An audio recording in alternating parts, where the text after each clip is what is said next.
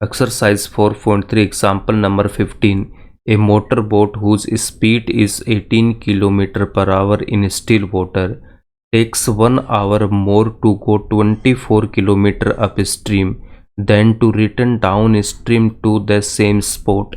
Find the speed of the stream. एक motor car है जिसकी स्थिर जल में 18 किलोमीटर पर ओवर की स्पीड से 24 किलोमीटर धारा के प्रतिकूल जाने में वही दूरी धारा के अनुकूल जाने की अपेक्षा 1 घंटा अधिक लेती है, तो धारा की चाल ज्ञात करो।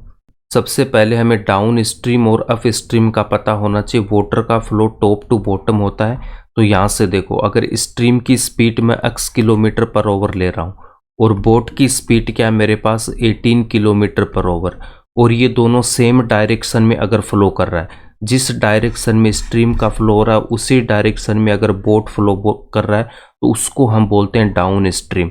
तो इस केस को हम क्या बोलेंगे, डाउन स्ट्रीम। डाउन स्ट्रीम हो जाएगा, ठीक है, कि स्ट्रीम के अपोजिट इसका फ्लो हो रहा है बोट का, तो उस केस में हम क्या बोलेंगे, इसको हम बोलेंगे अप स्ट्रीम। तो इसको हम बोलेंगे अप स्ट्रीम, ठीक है। डाउन स्ट्रीम को हम क्या बोलेंगे, अनुकूल चाल। अनुकूल चाल। और यहाँ पे अप स्ट्रीम को हम बोलेंगे प्रतिकूल चाल। प्रतिकूल चाल, ठीक है। डाउन स्ट्रीम का मतलब है जिस डायरेक्शन में वाटर का फ्लो हो रहा है सेम डायरेक्शन में हमारी बोट जा रही है, तो उसको हम बोलेंगे डाउन स्ट्रीम।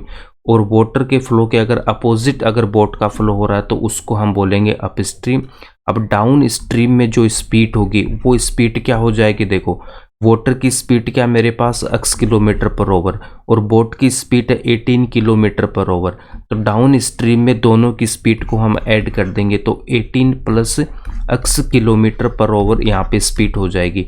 और अप स्ट्रीम में क्या हो जाएगा, देखो, बोट की स्पीड कितनी है 18 किलोमीटर पर ओवर और स्ट्रीम की स्पीड कितनी है x किलोमीटर पर ओवर, तो ज़्यादा स्पीड किसकी होगी, देखो, बोट की स्पीड होगी तभी तो वो अपने डेस्टिनेशन पे पहुंचेगी। तो इसका मतलब यहाँ पे क्या होगा, बोट की स्पीड में से स्ट्रीम की स्पीड को हम माइनस करेंगे तो 18 माइनस जो x होगा वो जो स्पीड होगी वो क्या हो जाएगी, किलोमीटर पर ओवर। कब, जब अप स्ट्रीम में। यहाँ पे हमें टाइम का डिफरेंस गिवन है कि 1 hour more to go 24 kilometre up stream then to return the down stream to the same spot. यहाँ पे भी देखो 1 घंटा ज़्यादा लेता, कब, तो प्रतिकूल जाने में और वही दूरी धारा के अनुकूल जाने की अपेक्षा। डाउन स्ट्रीम में जाएगा तो स्ट्रीम की जो स्पीड है वो उसकी स्पीड में ऐड होगी, तो यहाँ पे टाइम क्या लगेगा, कम टाइम लगेगा। इसमें टाइम क्या लगेगा, कम लगेगा आपके पास में डाउन स्ट्रीम में। और अप स्ट्रीम में जाएगा तो उसको क्या करना है, स्ट्रीम के अगेंस्ट जाना पड़ रहा है, तो यहाँ पे टाइम ज़्यादा लगेगा। डाउन स्ट्रीम में अगर मुझे 2 आवर्स का टाइम लग रहा है तो इसमें अप स्ट्रीम में कितना लगेगा, 3 आवर्स का टाइम लगेगा। यही आपको गिवन है कि ये जो अप स्ट्रीम है इसमें आपको +1 आवर ज़्यादा लग रहा है। क्यों ज़्यादा लगेगा, इसको क्या करना, अगेंस्ट जाना पड़ रहा है स्ट्रीम के, ठीक है। तो अब हमें टाइम गिवन है तो इसी से हम इस प्रॉब्लम को सोल्व करेंगे। तो टाइम का फॉर्मूला क्या होता है आपके पास में, देखो, टाइम इक्वल्स टू होता है distance upon speed. Time equals to होता है डिस्टेंस अपॉन स्पीड, या फिर हम इसको बोलेंगे समय इक्वल्स टू डिस्टेंस कितना होता है, दूरी बट्टा चाल। अब हमें गिवन क्या है, यहाँ पे देखो, डिस्टेंस मुझे गिवन है 24 किलोमीटर। डिस्टेंस गिवन है कितनी, 24 किलोमीटर। यहाँ पे देखो डिस्टेंस हमें गिवन है 24 किलोमीटर। तो अब ये बताओ कि डाउन स्ट्रीम जाने में उसको कितना टाइम लगेगा। अगर मैं टाइम की बात करता हूँ, यहाँ से देखो, डाउन स्ट्रीम में कितना टाइम लगेगा, डाउन स्ट्रीम के टाइम की अगर बात करूँगा तो डिस्टेंस यहाँ पे कितनी है, 24 किलोमीटर। और इसकी स्पीड क्या, डाउन स्ट्रीम की स्पीड क्या है, 18 प्लस x किलोमीटर। तो यहाँ पे कितना हो जाएगा, 18 प्लस x किलोमीटर। यहाँ पे ये जो टाइम लगेगा वो हम आवर्स में ले रहे हैं, ठीक है। यहाँ पे हम टाइम को आवर्स में ले रहे हैं। उसके बाद में अगर अप स्ट्रीम की बात करता हूँ तो अप स्ट्रीम में कितना टाइम लगेगा, यहाँ से देखो, अप स्ट्रीम तो टाइम इक्वल्स टू क्या होता है, डिस्टेंस अपॉन स्पीड। डिस्टेंस कितने, 24, और अप स्ट्रीम की जो स्पीड है वो कितनी है, 18 माइनस x। तो यहाँ पे हम पुट करेंगे 18 माइनस x, ठीक है। ये टाइम हो गया आपका अप स्ट्रीम का। क्वेश्चन में हमें टाइम गिवन है कि 1 hour more to go 24 kilometre up stream then to return down stream, ठीक है। तो डाउन स्ट्रीम और अप स्ट्रीम के जो टाइम का डिफरेंस है वो कितना दे रखा है, 1 दे रखा है। यहाँ पे देख लो, प्रतिकूल जाने में वही दूरी धारा के अनुकूल जाने में की अपेक्षा 1 घंटा अधिक लगता है। तो हमें टाइम का डिफरेंस गिवन है। तो अगर देखो डाउन स्ट्रीम में आपको 2 आवर्स का टाइम लग रहा है और अप स्ट्रीम में 3 आवर्स का टाइम लग रहा है, ठीक है। तो इनका डिफरेंस हमें कितना गिवन है, 1 गिवन है। और इसी एग्जांपल से हम इस प्रॉब्लम को सोल्व करेंगे। यहाँ पे 3 केस बनेंगे। देखो फर्स्ट वाला केस में क्या है कि 2 इक्वल्स टू हमारे पास में 3 है, डाउन स्ट्रीम का टाइम और अप स्ट्रीम का टाइम। और आपके पास में केस क्या बनेगा, यहाँ से देखो, यहाँ पे भी हम 2 इक्वल्स टू 3 लिखेंगे। उसके बाद में एक केस और आएगा जो हमें टाइम का डिफरेंस गिवन है। तो टाइम का डिफरेंस क्या गिवन है कि up stream minus down stream equals to कितना गिवन है आपको, प्लस का 1 गिवन है, 1 आवर का डिफरेंस गिवन है। यहीं से हम इस प्रॉब्लम को सोल्व करेंगे। यहाँ से देखो फर्स्ट वाले केस में अगर आपको इक्वल करना है, 2 इक्वल्स टू 3 करना है, तो यहाँ पे क्या ऑप्शन हो सकता है कि अगर मैं 2 में प्लस का 1 ऐड कर दूंगा तो यहाँ से भी क्या हो जाएगा, 3 इक्वल्स टू 3 हो जाएगा, इक्वेशन सेटिस्फाई हो जाएगी। सेकंड केस क्या हो सकता है कि इस 3 में अगर मैं -1 सब्ट्रैक्ट कर दूंगा तो यहाँ से भी 2 हो जाएगा, LHS इक्वल्स टू RHS हो जाएगा। थर्ड केस में क्या, 3 तो है अप स्ट्रीम का टाइम और 2 क्या मेरे पास डाउन स्ट्रीम का टाइम, और इनका डिफरेंस कितना मेरे पास 1 है। क्यों 1 है, देखो अप स्ट्रीम जाने में 1 घंटा ज़्यादा लग रहा है, तो ज़्यादा टाइम में से हम कम को माइनस करेंगे ना, अप में से डाउन स्ट्रीम के टाइम को हम माइनस करेंगे तब हमें 1 मिल जाएगा।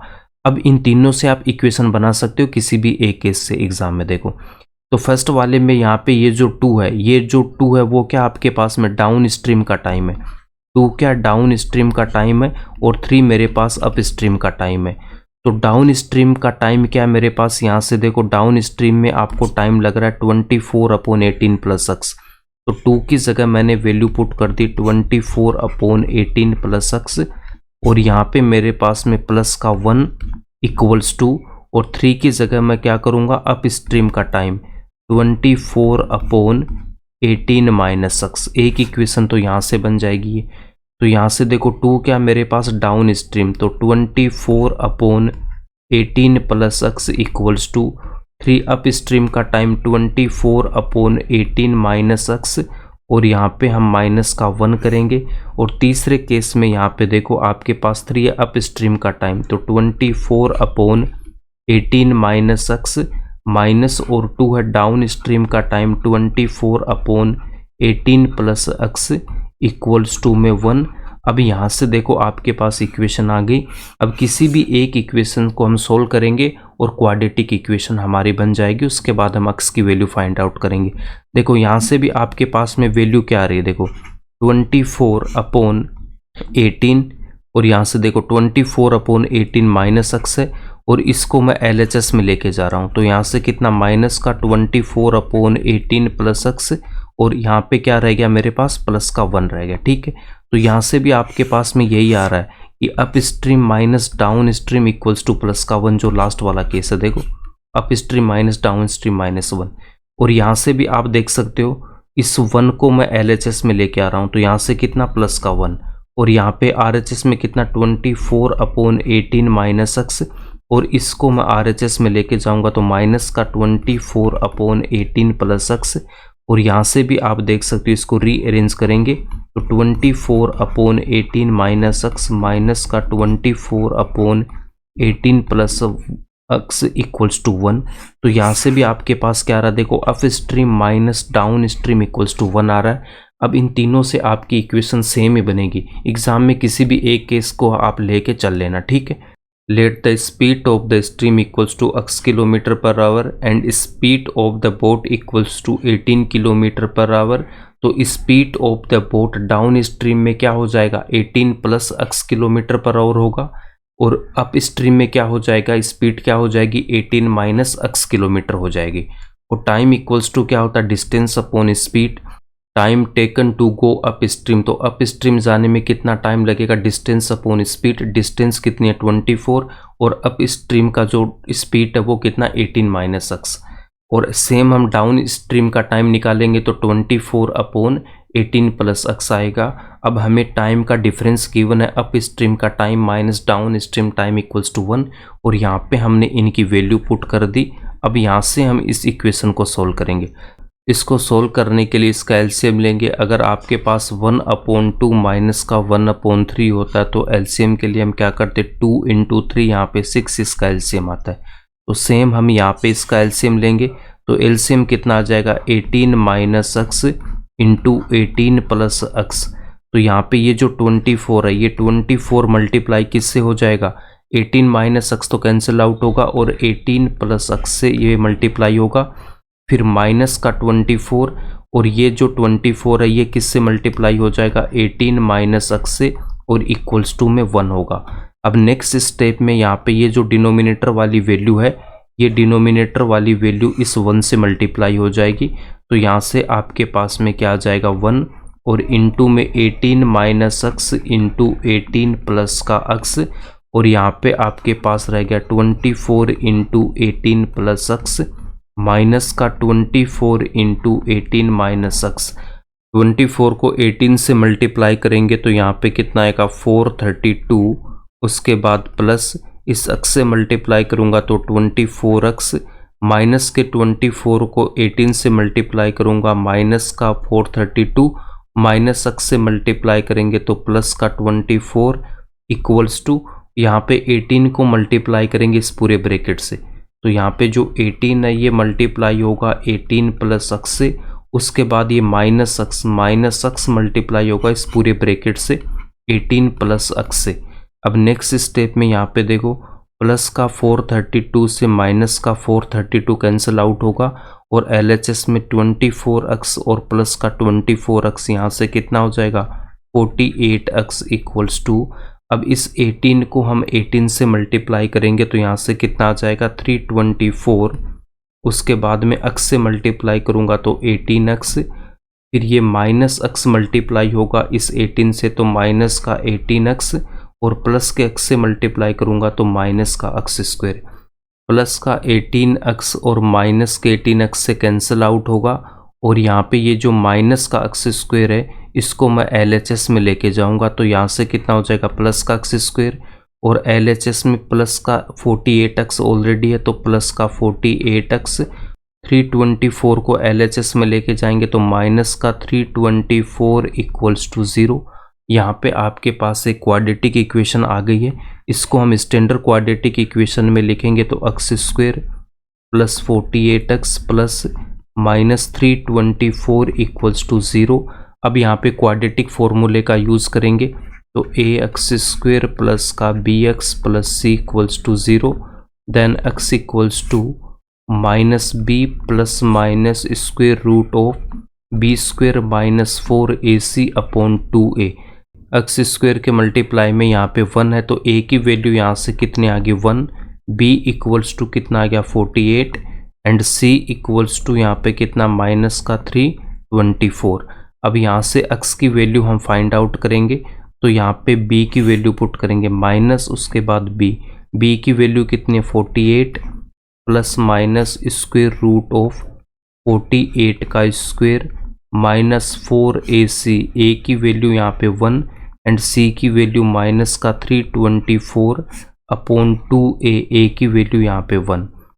x इक्वल्स टू यहाँ पे आपके पास माइनस का 48 प्लस माइनस, यहाँ से देखो 48 का स्क्वायर, उसके बाद में 4 को मल्टीप्लाई करूँगा, 4 को मल्टीप्लाई करना है 324 से, तो यहाँ पे हम क्या लिख सकते हैं, 4 इंटू इसको हम लिखेंगे 300 प्लस 24, तो यहाँ से देखो कितना आएगा, 1200 प्लस 96 तो 1296।